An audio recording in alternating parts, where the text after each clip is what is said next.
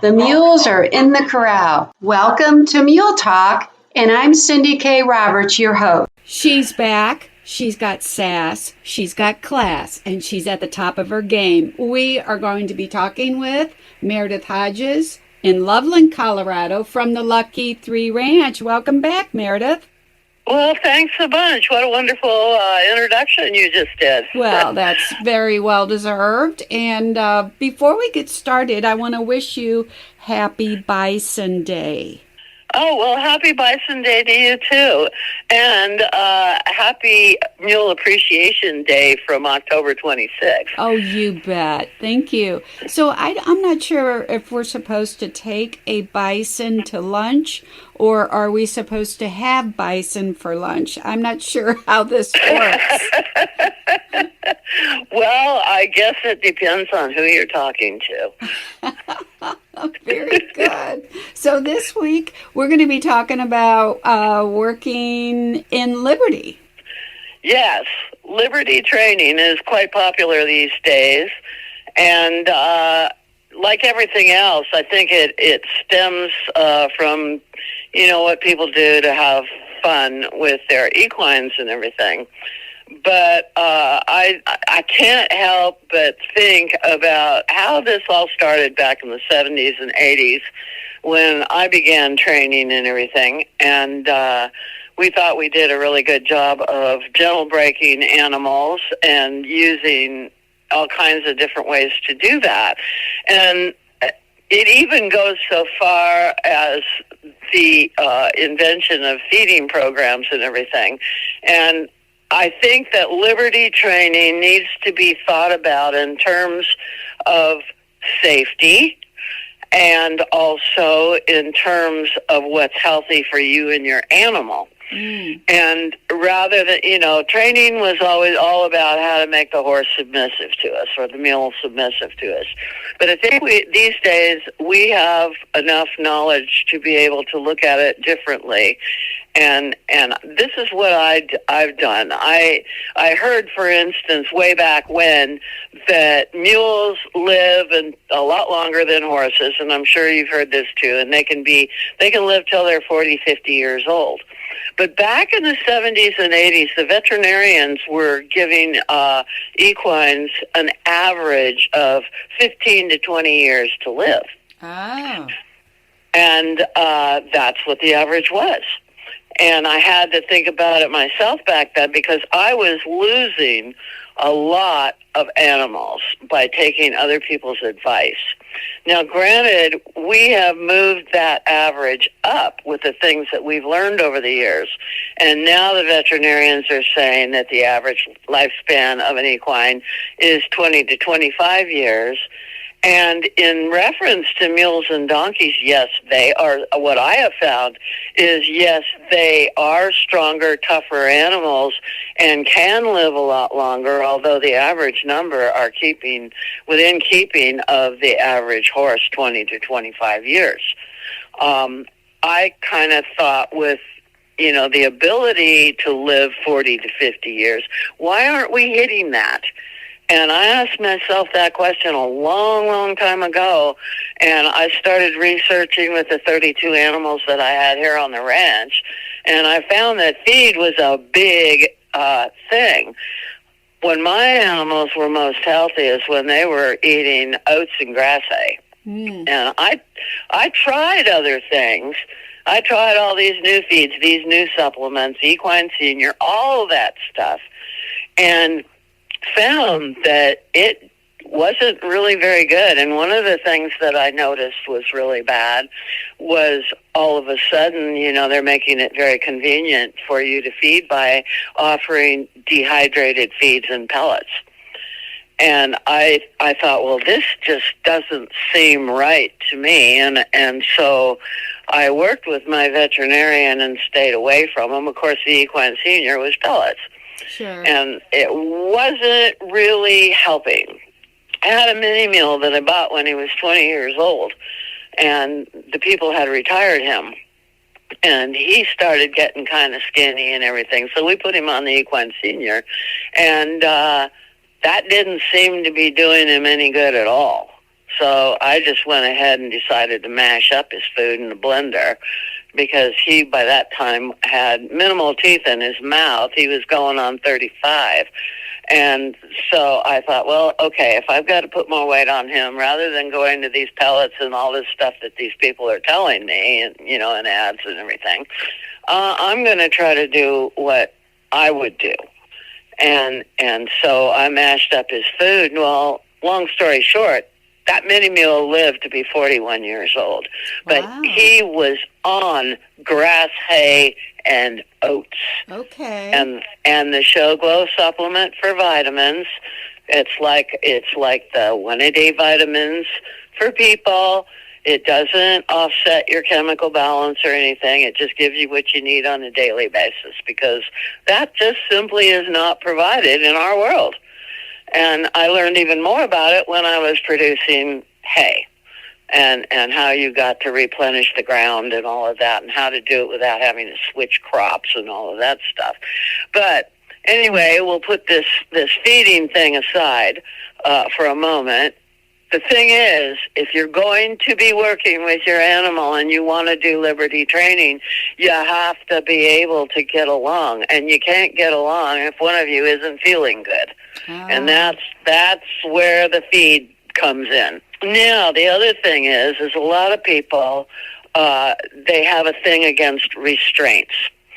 When I first started training, I found draw reins with mules to be most helpful. Because mules are very strong and very strong-minded. And when they don't want to do anything, the thing they do is they raise their head and bolt and go right through the bridle or right through the halter. Right. And that's one of the things that they all do. That's their evasive behavior, their primary evasive behavior. So I found draw reins really helpful, and then I was told by trainers that I couldn't really write articles about how to use draw reins for people because they wouldn't know how to use them, and they would abuse them and hurt their animals. I think in the background they were thinking, you're going to take our clients away from them, away from us. If you teach them how to use all these training techniques that we're using. That's right. And I told them, I said, well, I think that there's enough information for everybody to have it and to learn how to use it. But I do kind of agree with you, because draw reins are in the hands of the rider. You have to be a good rider to be able to use them effectively without abusing your animal's mouth, because you can be tightening those things up and you can cause them to get bloody, as they did when they were using twisted wire snaffle bits to get leverage. Right. Mm-hmm. But, of course, they don't talk about that. They'd rather talk about the draw reins, and the abusiveness of those. When actually our whole approach, I thought, was a bit abusive. And I'll be the first one to raise my hand. I was using those methods because those methods were working, but they were not fair to the animal. And so I wanted to find a way that was fair to the animal, and that's when Richard Shrake and I developed the elbow pull. He calls it the rhythm collector, and he has it done quite differently than I do. He uses a leather rigging with rings on it so that you can set it at a different place. I set up mine with a 3/8-inch twisted nylon rope with small snaps on each end.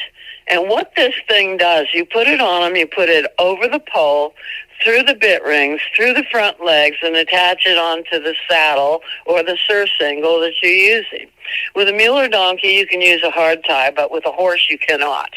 You want that elbow pull. It has to be measured and made for each individual animal, so you can't just make them and sell them. You have to measure your animal for it, and I have a video that shows you how to do that in Equus Revisited, and you make your own for each animal. Now, granted, you can probably use the same one for your minis, for your saddle mules, for your draft animals, if you leave about a foot extra on it when you make it. then with the horses, you need that foot extra there because you're not going to hard tie it to the saddle or to the surcingle. You're going to loop it over their back and then loop it like you're tying a knot, only you loop it a couple of times. Not so much that it won't slip because you want it to slip. And then you go ahead and fasten those snaps onto something, leaving slack in it. So if your horse raises his head and comes up against it, it's not going to hard time because what he will do is flip himself over backwards. That's what horses do. And even some mules will do that. Right. So you want it to slip, and it has to be introduced in the round pen so that they will get used to being submissive. That's their first lesson in boundaries that you're laying out for your animal. This is in basic training. They need to know there are boundaries to their behaviors. Now, if you're doing liberty training and you're starting training that way, you cannot establish boundaries with liberty. They won't learn that. They will have behaviors that will work their way in. If you're trying to lunge them, for instance, out in the open and have them come to you and everything like that. I've seen horses kick at people, break their arms, attack them because they don't want to do what's being done, you know, and they have too much freedom of aggressive behaviors when they're not taught the basics. And this is why, you know, and the other thing is they will not learn how to go in a good posture, moving their body symmetrically through so that all of the elements that support the skeletal frame are being developed symmetrically and enabling smooth, forward, symmetrical movement that is comfortable for the equine. They only do that kicking and twisting of their bodies and everything when something gets out of alignment. That's what I have discovered. And when they're comfortable and they're taught how to go in good posture, then they don't have any reason to buck, twist, kick, or attack you. So they don't do it. They just flat don't do it. At first, they don't like the submissive-ness that the elbow pull demands, but even that is really very, very unabusive. People look at it and they think it's like drought range. No, it's not. It only, when you adjust it, like I said, over the pole, down to the bit rings, through the front legs, and secured on the back, what you do when you adjust it is you first rock their head so they're loose at the pole, and then you attach it on one side and you push their muzzle up just to the point where they're going to start to invert their head and put their nose up and put a U in their neck. That's what you want to prevent. So you raise their head up just to the point where they are just about to start to do that, and that's where you tie it off. There you go. But it lets them raise their head above their withers. It lets them arc their back. It allows them to step well underneath with the hindquarters. They can put their head all the way down to the ground, and they can put it all the way from side to side, 180 degrees and sometimes more. So they have full range of motion. They're not restricted in their motion by this restraint. It's a restraint, but it's also a postural aid, is what I like to call it. Because of the action of this postural aid, it actually encourages them to round their backs, to step well underneath, and to go ahead and go forward with a nice, loose, elastic, flexible body, and creates agility in good posture, because they can't get into a posture that's going to contort their body. And so it kind of frustrates them in the first couple lessons, but after a while they learn what it is, and usually they learn it in an instant. 15 minutes is what it usually takes for them to go, oh, it's not going to let me put my head up and grab the bit and run. It's not going to let me get all contorted and buck and kick and everything, because actually it feels pretty comfortable going like this, you know? And so they take to it very quickly. And then you just use that postural aid in everything that you're doing. And in this case, I like to do things in a logical and sequential order. So they have certain basic lessons that they need to learn to be attentive to you, to be obedient to you, and to enjoy what they're doing while they're doing that, so that it doesn't feel like you're forcing them in any way, shape, or form. Right. Wow. So you start by going ahead and putting them in this rigging and put a halter over the bridle so you don't have the lead rope on the bit. And you start by walking them in my hourglass pattern. And in that pattern, there are 4 places where you stop. You set them up for a square. The other thing is that when you first start doing this, you will go, if you're drawing it in the sand, it's an hourglass. You have 4 cones in the corners of the arena, 2 cones in the middle closer together, and you're going to walk through those. And in between those cones is where you're going to stop. And when you stop, people have trouble without the elbow pull because the animal doesn't want to stop. They want to walk around you. If you have the fanny pack full of oats around you, then they want to push into that and get aggressive about getting them. So the last thing they do is stand still. But when they're in the elbow pull, there's enough restriction there so that you can actually have a discussion with them and say, okay, if you get your back feet together, and then you get your front feet together, and you stand still, then I will give you the oats in the fanny pack, and you can stand there and be still, and I won't bother you until you're through chewing. Wow. Then, when they get calm. They get calm about it. That busy behavior that you find every time you try to stop an animal on a halter. Sure. They all do it. They all move around, and then they end up dragging you around so you can't stand still. Right. And it feeds on itself.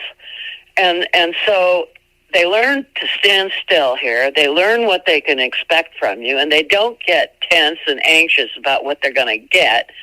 So they're being taught these basics of how to be polite and how to be tolerant and patient, and how to wait for you, how to be attentive to what you're going to do. Now, the other thing that does this in this hourglass pattern is it's made up of curves. So you want to make curves and straight lines, and you want to be able to walk in a curve gradually, not abrupt turns around the cones. You go gradually around the cones. You walk the straight lines on the short ends. But when you're doing this, you need to be able to allow the animal to be responsible for his own self-carriage. And when you do that and you don't interrupt his balance, he's going to be happy, because then he can enjoy his movement in good posture, which this elbow pull is making him do, that you don't have to fuss with. All you have to do is remember to hold your lead rope in your left hand, let it droop, and go up to his face on your right side to start with, if you're tracking left. You point in the direction of travel, which will show him where his head is supposed to go and what it's supposed to follow, because these are following animals. They need you as a leader this way.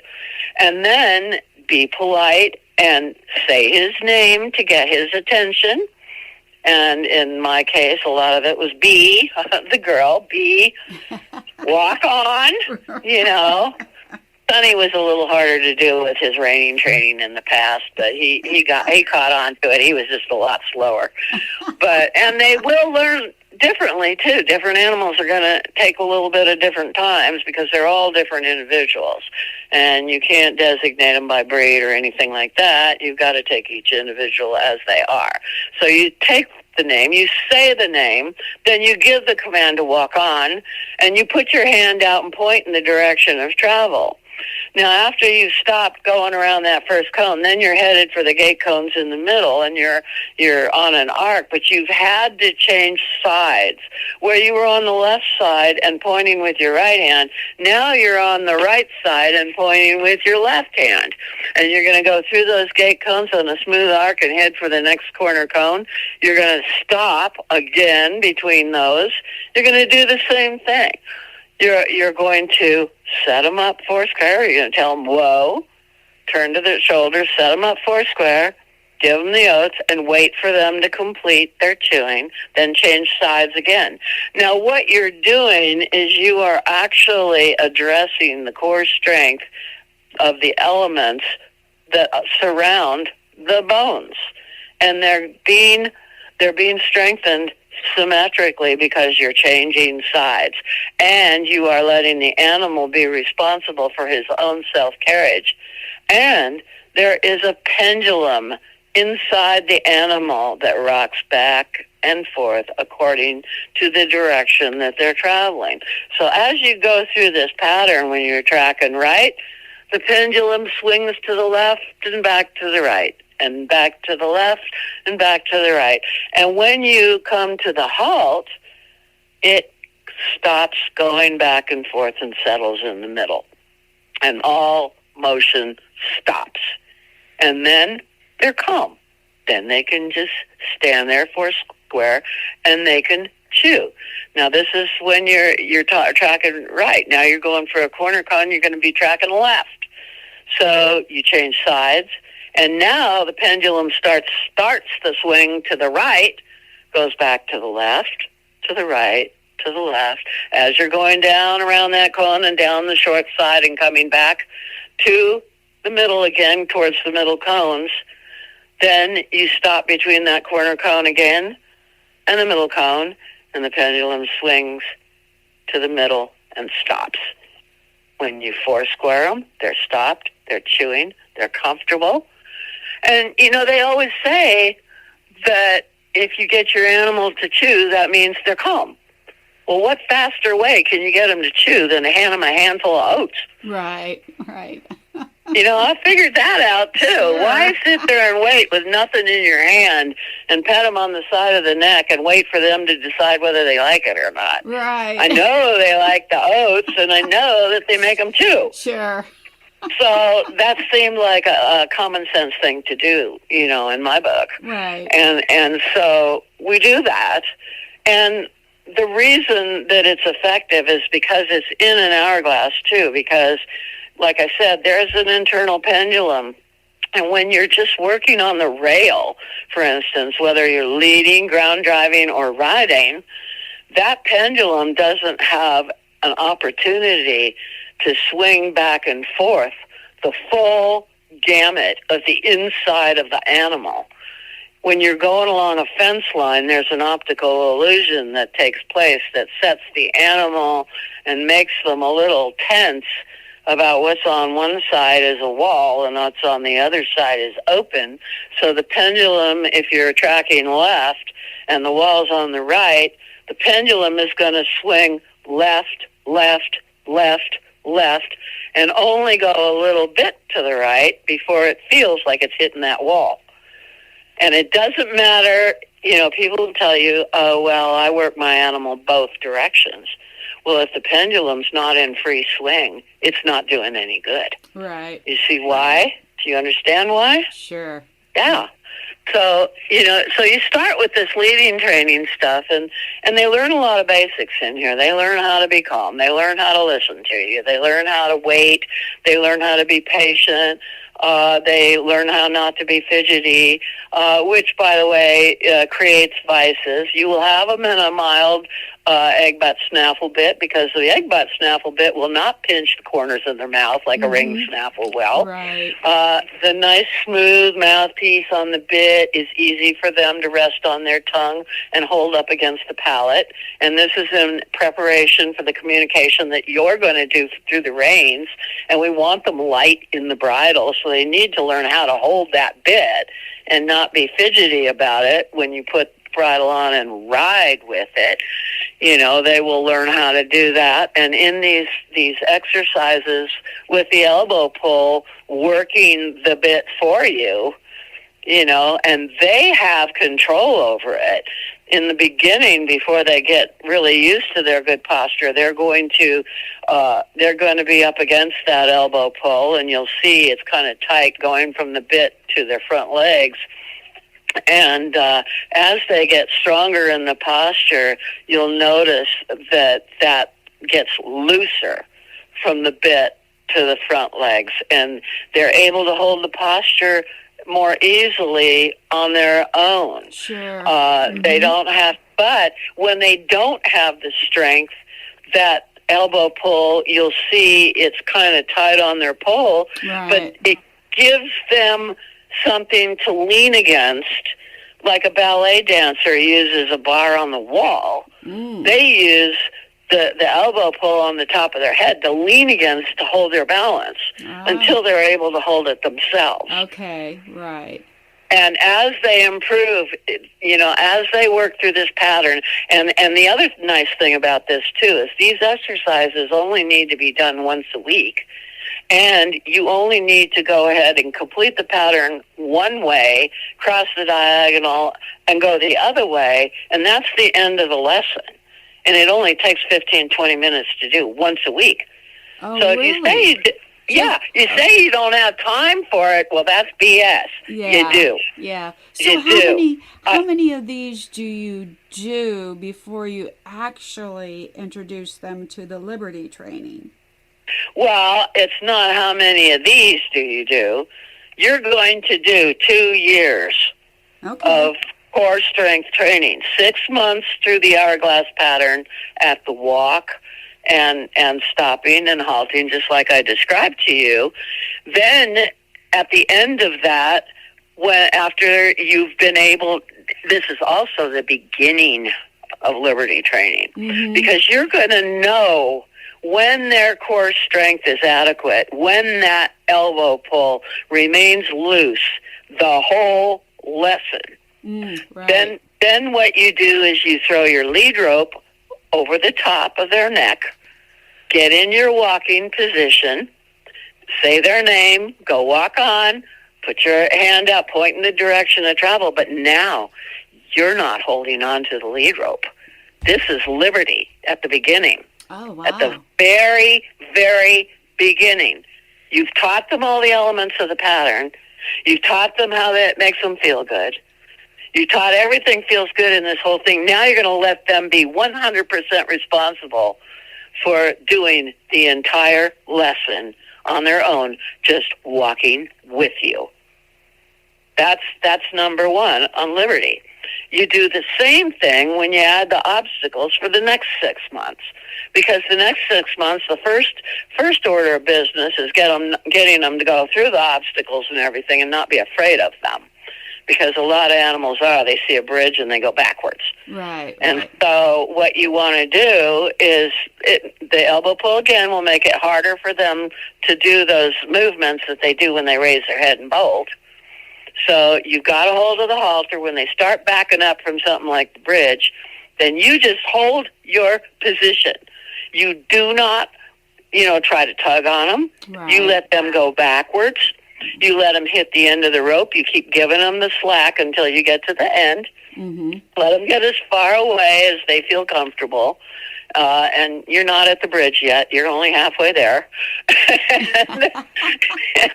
And then you go, come on, we're going to walk over this. Oh, no, I'm not going to walk over that. I can't do it. It's really scary. And you just hold the tension. You hold the tension in the lead rope, but you don't pull. You just hold it like they're tied to a solid post. You are a post. You are not going to move. You're not going to move towards the bridge. You're not going to move back towards them.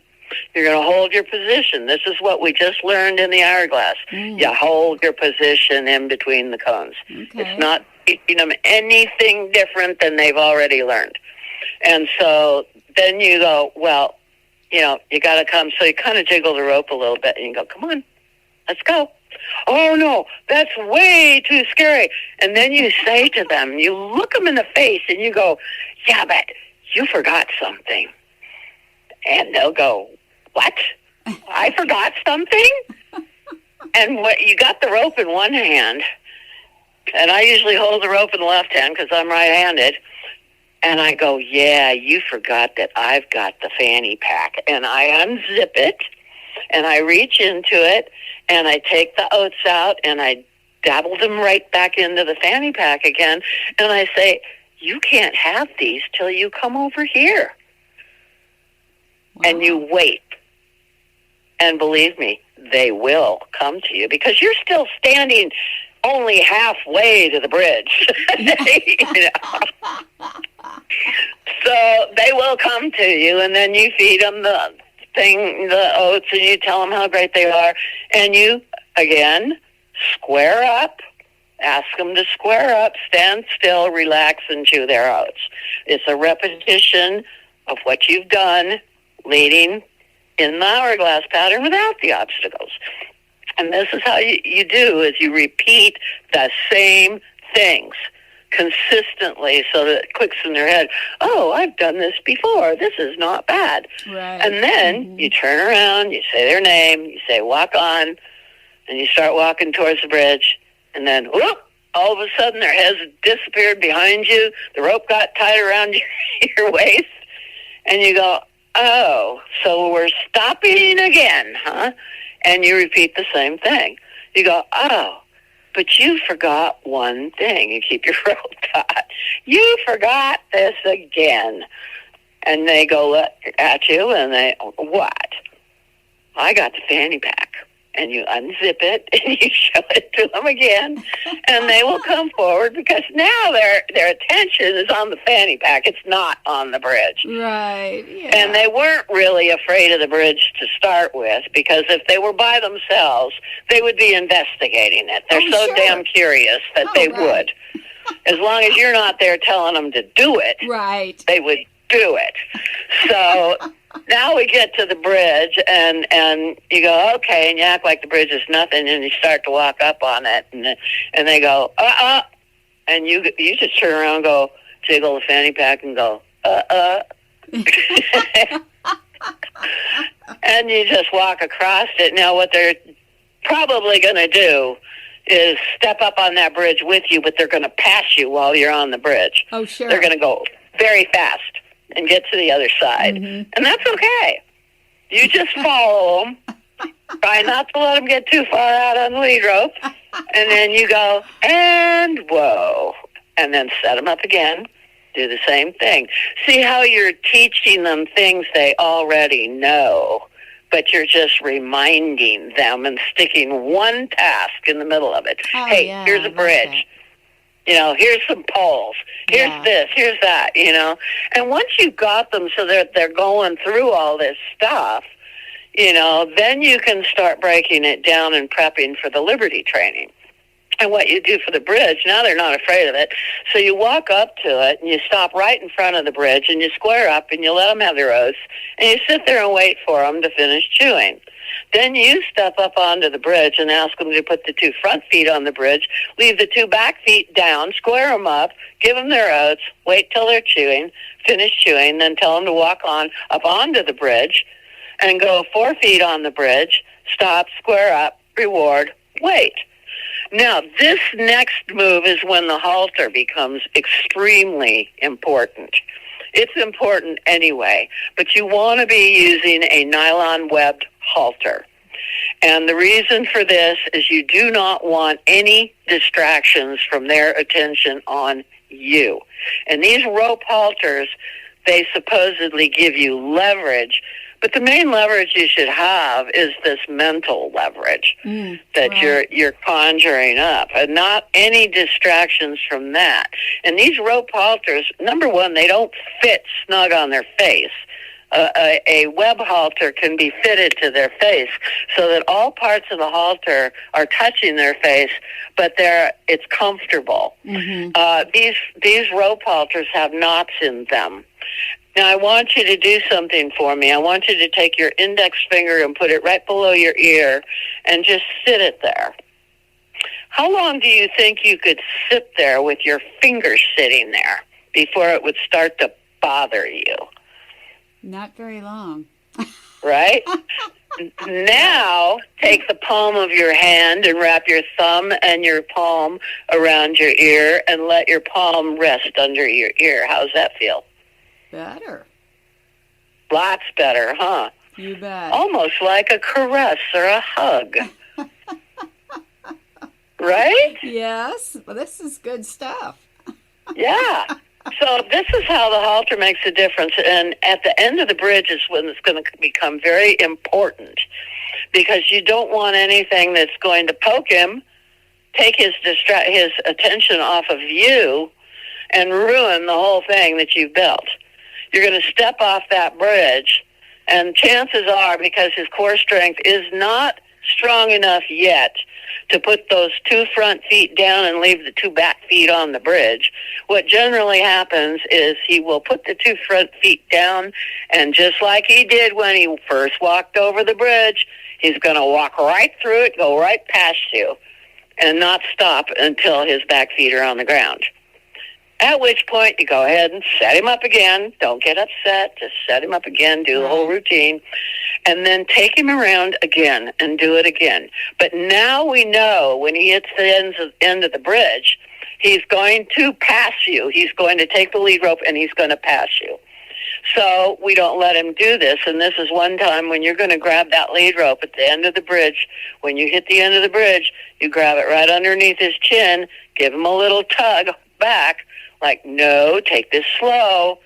And because he's learned to be compliant, to your cues, he's going to go, oh, well, I don't want to run. She doesn't want me to run through this anymore. But my centrifugal force is still going forward. So I will just take the hindquarters and step sideways off the bridge and turn around and face her after I get my feet on the ground, my front feet on the ground. And that's what they will do. Right. That you'll get the front feet on the ground, but the back feet will do a turn on the forehand, and you'll be looking at his face. And you go, okay, we don't have much core strength now, do we? Okay, we're going to turn around here like we did do it, right, when we came off the bridge. We're going to stop. We're going to square up. We're going to eat our oats like we do, and then we're going to try this again. Now we know that he's got really poor core strength. So when you hit the edge of the bridge, now you're not going to ask him to put his front feet down first. You're going to step off that bridge and get right in front of him. And because he's learned good manners, he's not going to run over the top of you. Mm-hmm. And you go ahead and put your lead rope in your left hand and grab the right side of his nose band with the left hand. Grab the left side of the nose band with your right hand, because you're going to help him balance while he's putting those front feet down. So you jiggle the left side a little bit with your right hand. You go, okay, give me that left leg. Let's put it down. And he's going to put it down, but he's going to be very shaky about it. Then you're going to jiggle the left side to put the right foot down, and he's going to be very shaky. But you're going to hold that nose band to help him to balance, and you're going to have a pretty good grip on both sides. And you're going to talk to him. You got to talk to them. You can't just do this without talking. They need that reinforcement, that verbal, soothing voice of yours saying, it's okay. Yeah, this is what I want. Yes, you're doing really well. This is good. And as they stand there and shake, you will notice that the shaking becomes a little less aggressive.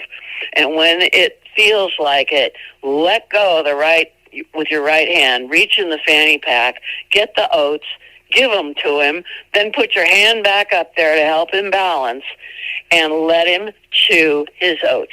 He has learned that when he's chewing oats, he stands still, and nobody's going to ask him to do anything. Mm-hmm. So there's no anxiety attached to this whatsoever. And you will notice that his balance, as he relaxes, is going to get better. And as he relaxes, you relax the grip on the halter.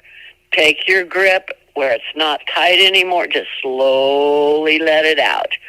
And then when he finishes chewing, before he has a chance to get anxious again, just turn around, go, what's his name? Walk on, walk off the end of the bridge, stop, square up, reward. And my golly, you've done the bridge, and he's learned how to let you help him. Wow. And that's how you do the bridge over and over and over again, or any other obstacle that's tricky like that. Sure. And wow. Tires can be very tricky like that too. Yeah. And you want to learn, you get them through them, but then you got to teach them how to stop in the middle of it. And you will be doing this on the lead rope. You'll be doing it ground driving, and you will be doing it under saddle. And the first thing that taught me how well they listen was when I took my BCT through the 6 tires, and it was funny. It made me laugh. I was ground driving her, and I stopped her in the middle of the tires, and she stopped with her back foot in the air, like she was taking a step, and she wouldn't put it down until I told her to move on. Now that's precision. That really is, but that's also 100% attentiveness to your commands. Oh, yes. And they do it with the tractor tire too. When you're taking them through there, and they will do it on the lead rope. They will do it on the drive lines. They will do it under saddle. I didn't even realize they were doing it under saddle until I saw a video of when I stopped. I had done the turn on the forehand in the tractor tire, and then I walked the mule. I walked B out of that and left the hindquarters in, but I stopped her before the second foot got a chance to come in and set down, and I stopped her there. She just held that foot up until I said, we need to take another step. And I let her put it down, and then I stopped her again. And this is how I say, people, you will learn how to appreciate the little victories that you're having, going this slow through all this groundwork and paying attention to all these little details. And then, again, with the lead rope, when you feel like they're following your verbal commands, your body language and everything, you can throw that lead rope up over their neck and do all the obstacle things with the lead rope on the neck. That's liberty obstacles. They're doing it themselves. You're just standing next to them. No, that's fascinating.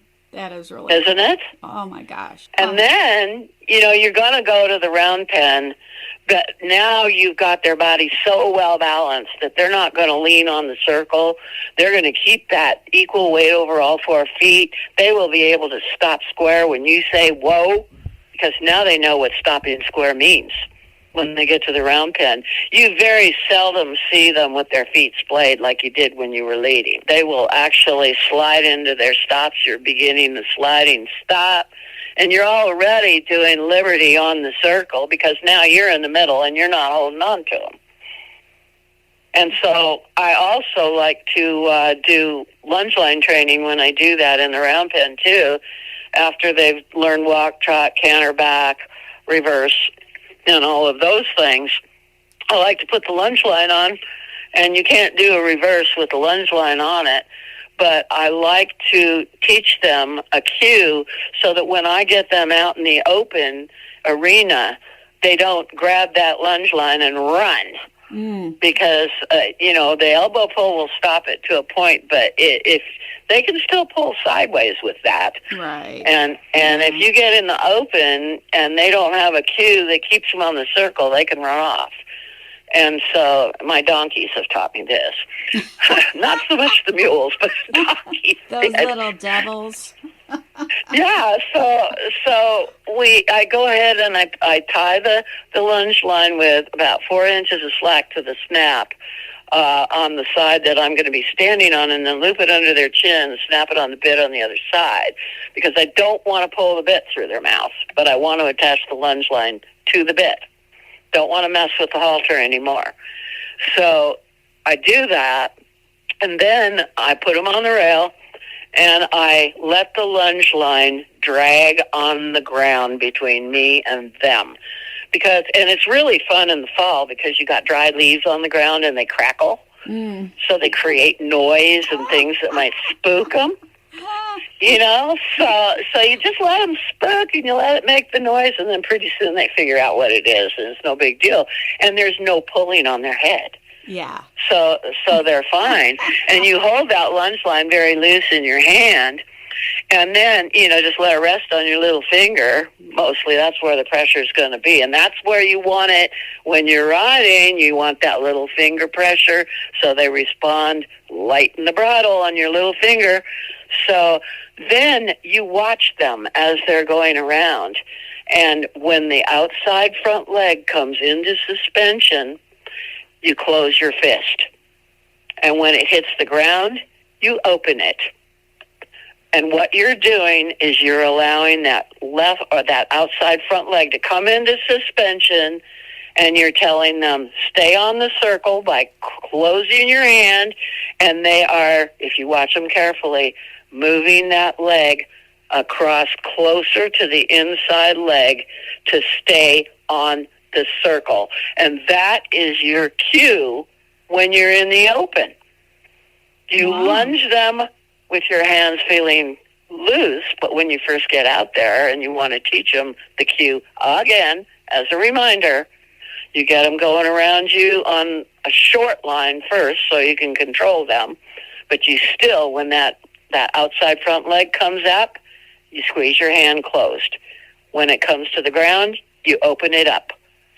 And then as they respond to that easily, you can let out the line a little bit, do it the same way, at a little bit more distance, give them a little bit more freedom until you've got them all the way out to 25 feet on the lunge line.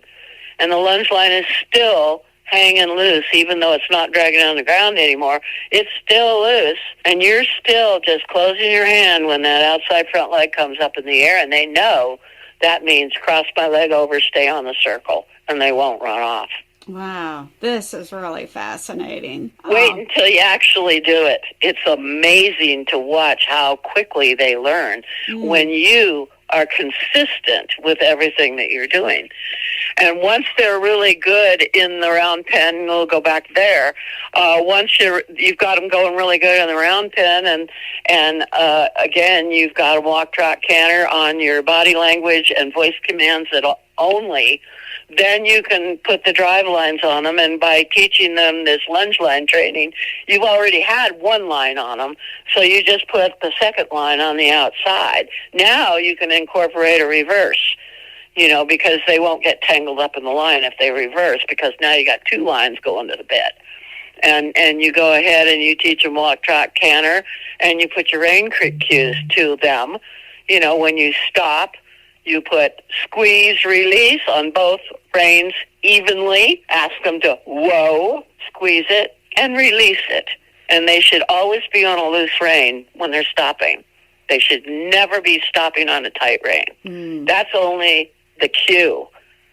And then they will know that the pressure is off the minute they stop.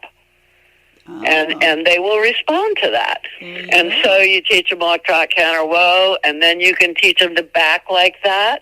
You can do S-turns through the middle of the round pen and everything. And then once they've learned all that in the round pen, then you take them back out to the arena and you take them through the hourglass pattern. And when you're in the hourglass pattern, you go through it just like you did when you're leading. And by the way, when you're in the round pen, you got to practice this too. Now you're not going to walk with the front legs in sync. You're going to walk with the back legs in sync. This is one thing I forgot to tell you. You need to look down at the front legs when you're leading and keep in step with them. If they start with their right leg, so do you. And you match their steps. And when you introduce the ground driving, now you're not going to match steps with the front legs. You're going to match steps with the back legs. And what this does is this allows you, if they lead off with the right back leg, the front leg is going to follow. And what you're going to do is you're going to walk forward with that right front leg, but your right hand is going to follow. So that means going forward, you're not going to stop them with pressure on the rein. You're going to follow their motion and keep that rein loose while they're moving forward. And the only indication that they're going to get with pressure is when you ask to whoa, you're going to go and whoa, you're going to stop with your feet together, close your hands, and open them immediately. If they don't stop, then you follow them, do it again until they do. So that the only pressure that they're feeling is the pressure from squeeze with an immediate release. Because when they're being ridden, what you want to do when you say whoa is squeeze and then release and drop the reins. And they should always stand still when the reins are dropped. Always. For mounting, for stopping and going and checking the gate or whatever you want to do. If you have to get off, they will learn how to ground tie. Yes. Yes. All this stuff sets them up by giving them these basics. And what you do when you hit the hourglass pattern, you'll go around and you'll hit those places between the cones. And, of course, they deserve their reward. So you go and whoa. You walk up behind them. You put the lines on their butt. You walk to the front and you give them their reward and you wait. And they will learn to wait until they're finished chewing. Then you walk back behind them, grabbing your lines as you go behind again. They are still standing still, and they will not walk on until you give the command to do so. That's liberty training in the ground driving stage. That is awesome, because this creates a quieter animal. All the way around. Yeah. All the way around. Right. Very good. And I did some liberty trail training with 3 animals here just a couple weeks ago. And they always have something to teach me. Always. Oh, you know it. Now, Sir Lancelot is my star. He's the one that's gone through the whole course. He doesn't do anything wrong ever. Really? Not ever. Not on the lead rope, not on the drive lines, not on her saddle. He's perfect example. So I took him through in his halter and holding on to the lead rope, and he's going, oh, what are you doing that for? You don't have to do that. So I said, okay, Lance, just unhooked the lead rope altogether and took him through the whole thing. And he does turns on the forehand and the tire on all those positions, lead rope, drive lines, under saddle, all of it, And then his second in line, April, little thoroughbred mule, is very, very busy, and she has a hard time standing still, but she tries really hard. But what I noticed is that when we square up, she at the beginning of the workout always has to get her legs unsquare before they get square. She takes too big a step backwards, and then I got to line up the other one, and then that one goes backwards too far. Yeah. And then when I get those together, then the front legs, one goes back, one doesn't, and try to get it forward, then it goes too far forward. So I got to kind of fidget with her, but she is quite obedient, and really wants to do it, but she's just so busy that sometimes she has a problem. And I just mess with it until we get it. I don't move out of my position, until she's 4 square and chewing her oats and standing still. If we get stuck in the pattern for 10 minutes there, just with one square up, then so be it. Then I took Angel, who has had even less training. She's gone through it, but she's had less. And she's just not polite. She's kind of a bully. So when we went to go across over the bridge, she thought she should go down the center of it and bump me off the side. Ooh. Okay. No, she just breathes. Oh. She's like, you can walk beside me, but I'm going to breathe, and I'm going to get really big, and I'm going to knock you off balance. And she just, it's not disobedience, but it makes me have to do the obstacle a couple times. And the same thing with the walk through back through L. She's quite good at trying to make me fall out of the L over the rails that are raised that I've got for this thing. And then when I try to get her to back through it, she's good walking forward, but when I ask her to back through it and we get to the joint and she has to swing her hindquarters around, she's like, I'm going to breathe now, and my foot's going to move and knock over the rail. This is really funny. You know, this is why my last Facebook post was this. When you get to learning mules, the first thing you got to learn is how to have a sense of humor. You bet. And not let them rattle you, you know. And every day is a different day. Every day's a different day. But, you know, by the time you get through all these basics, and with mine, they've all learned them, you know, so they've been lunged together. I've lunged 12 mules together and everything. And they all are at kind of varying stages of this, and some being more obedient than others. Wow. But I've got... Lance is perfect, like I said. You can take him anywhere. You can lunge him out in the open, free lunge him. He will not leave you because the fanny pack just doesn't go anywhere but you. And he's very attached to that. And I don't think being food motivated is a bad thing. I think food motivation is a good thing.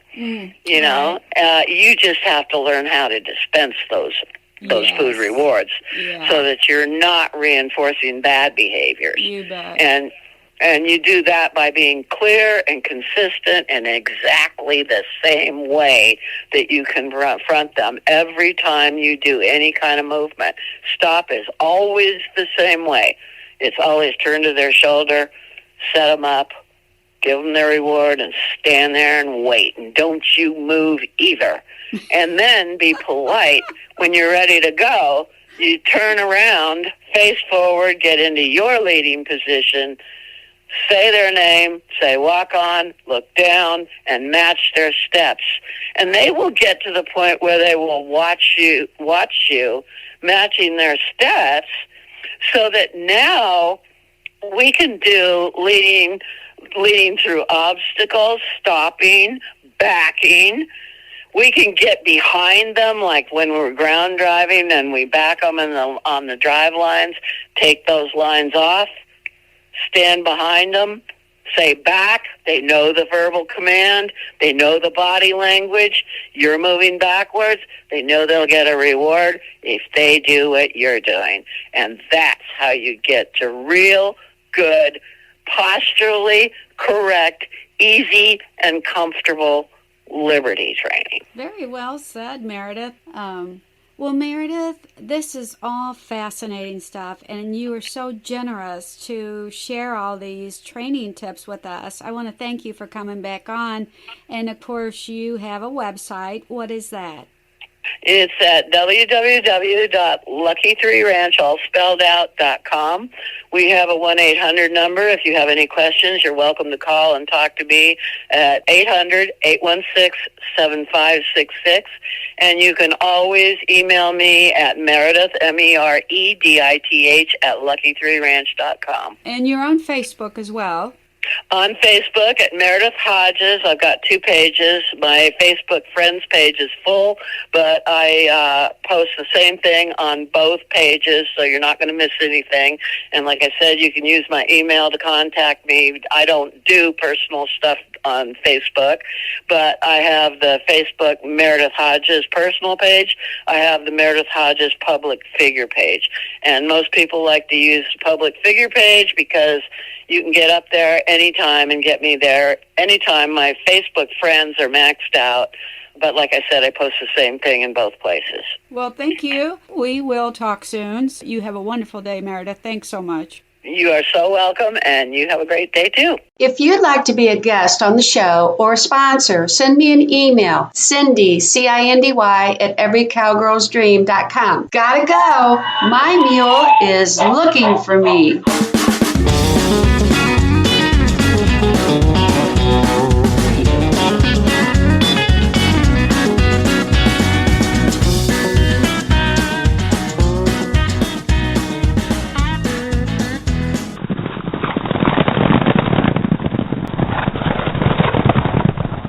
Mule Talk is an Every Cowgirl's Dream production.